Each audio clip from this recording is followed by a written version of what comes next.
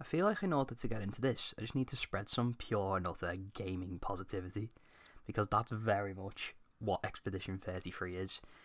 It's so positive and it's so good to see so many people enjoying a video game, which feels like a weird thing to say, but that's how the industry seems to be at this current day and age, is that a lot of people celebrate when things aren't good, especially big projects and big studios, when they have a sort of a flop, shall we say, or a game maybe that's not a true enough 9 or 10 out of 10. People react to it in a certain way, and I've always found it quite weird.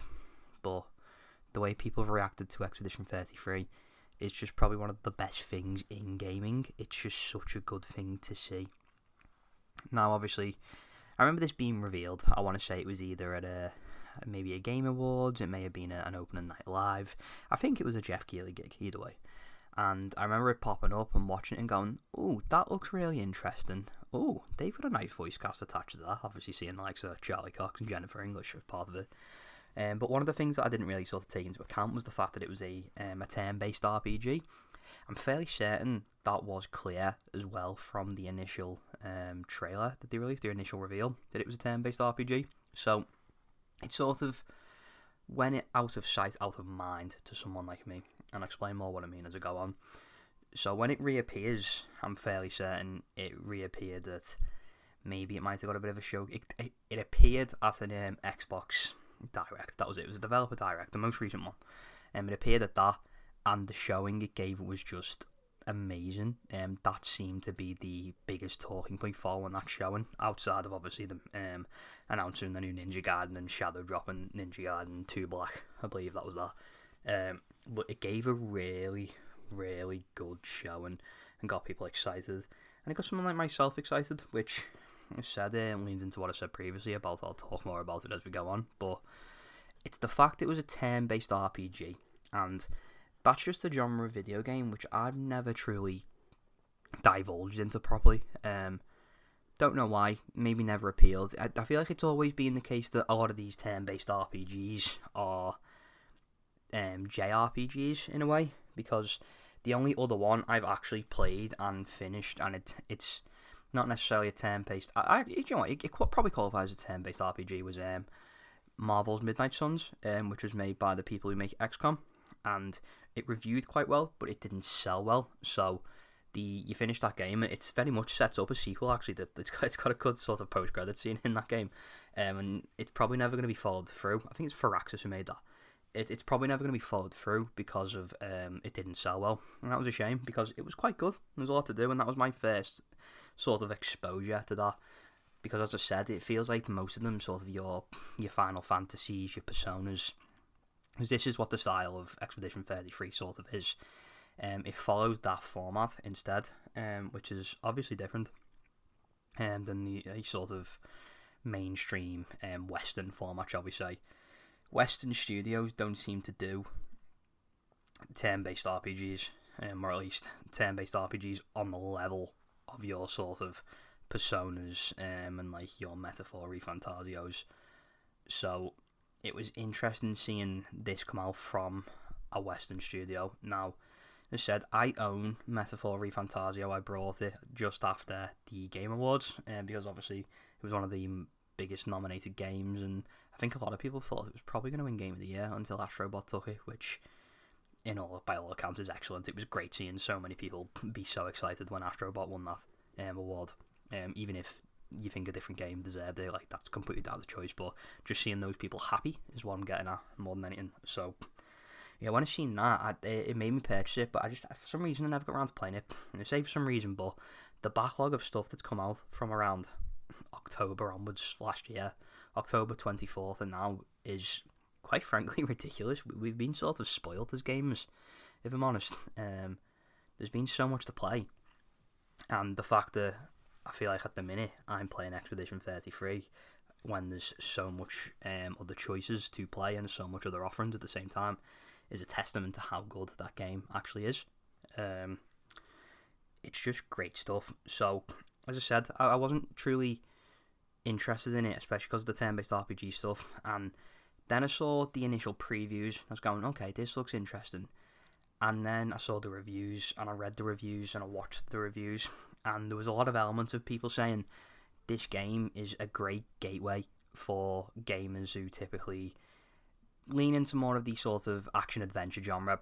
That's the big money cash cow genre in gaming at the minute. We're talking a lot of what Sony have been doing very well for the last few years with the God of Wars, The Last of Us, Uncharted, Horizon, Spider-Man, etc. They're all sort of third-person, over-the-shoulder action adventure games where you go across the land and do certain activities that get you to the story with other bits and pieces dotted in between. And it very much feels like Expedition 33 has an element of that while still being a turn-based game. And that was what sort of got me. I was going, there might be an opportunity for me here, which is a really nice feeling. So obviously one of the biggest benefits to that is that it's on Game Pass. So Game Pass is the best offering value for money in gaming for what you can get. You can say what you like about whether it's good or bad for gaming, that's a different topic, but the stuff that it offers is pretty amazing. So without Game Pass, there's a high chance that maybe I don't try Expedition 33, but I'm not sure because the Game Pass is here, so I can't do if buts and maybes on that. So I dive into this, and within 10 minutes, I'm just floored by how good this game is. Not going to lean into anything spoiler-wise or anything like that of stuff that happens in the story. There's different bits and pieces going on in the background in the footage, of course. But it was just exceptional, like from the opening bit. I think the sound is potentially the best bit of the game, which is interesting because you're playing a game for it to be fun and maybe not to listen to. But for me, the way that the sound is done, and for sort of the diegetic sound, the non-diegetic sound that exists inside of Expedition 33, is just, quite frankly, unbelievable. It's so good. And the story beats that I've got through so far said I'm probably only about 20% in. I couldn't wait until I finished it to talk about this game. I needed to speak about it sooner rather than later. But like the story beats of it so far have just been sensational, and I'm all in. I'm going to work in the morning, for example, and just sit there going, right, get through the day, do my job, and then I can come home and play Expedition 33. Like, that's a cool feeling as you sort of go from being, let's say, a teenager into an adult, and then a full-time working adult that's out of education completely. That feeling sometimes is a bit few and far in between, which is immensely sad just because of the way we have to work to live, basically. It's not live to work, it's work to live. So I'm waiting each day to come home and play it, and said just to see what happens next in this story. I've got fairies on the plot, but like obviously I'm not going to go into that now. That's a whole different video for when it's finished, and I'll no doubt discuss like the story at some point. But I just want to know more. The performances, Charlie Cox as does Gustav, amazing, like amazing. Jennifer English, who obviously is most famous for Baldur's Gate 3. I think she played, the character might be called Shadowheart. I may have got that completely wrong and I might get butchered. I've not played that game. But she's in it and she plays Mael and she's great. I'm fairly certain she's Mael. She is great what she's doing in that game. It just has a really good dynamic on where her character is potentially going to go. I just absolutely love it, and it feels fun to wax lyrical about the game. If you've not heard that term before, then feel free to take it and run with it. As I said, it brings back to that old initial gameplay that I was saying about the turn-based gameplay, which I wasn't sure on, with these action-adventure elements, with these sort of amazing sound design, with these amazing performances as well. They all sort of combine to create this just wonderful project of a game. And as well as that, during these turn-based sections, there's also the opportunity to sort of have some live action moments, shall we say, where an enemy will go to hit you, and obviously you can dodge your block, which is just interesting in itself. You do your attacks, and you have to sometimes press buttons while you're doing your attacks to make them more powerful. It's very much got those players in mind who might find the concept of just constantly sort of waiting to attack and waiting for your attack to come over and your enemy to finish attack, and the players who find that concept boring. It's got those players in mind, and it keeps them engaged throughout. And then just the general, the way you go into battles and in and out of them, they're all optional, etc. It's not a case of you have to go into everything and do every single enemy that you come across. You can run past certain enemies in the wild, which is great for people who don't want to run into them, but I'd encourage anyone to take on any of those battles that appear, just for the experience of them all. They're all fairly different as well. You got a different plethora of enemies sometimes too, so no battle is the same realistically. You'll figure out fairly quickly which of your attacks and abilities stack best together, especially with the way that they can be upgraded and stuff, which is a wonderful system in itself. But there's no real like overall stalling thing that happens in there. Like, it's never going to stall you.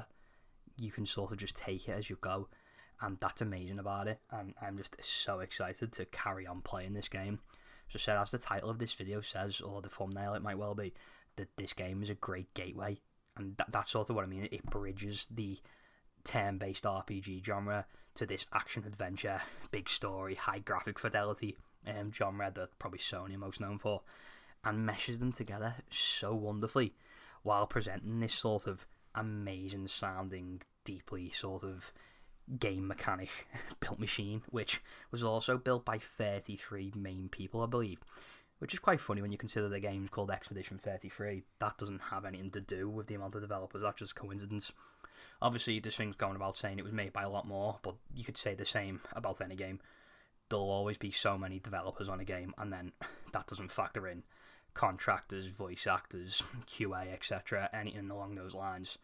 Like, for example, I'm fairly certain the most recent Assassin's Creed was probably made it could be anywhere between 100 to like 300 people.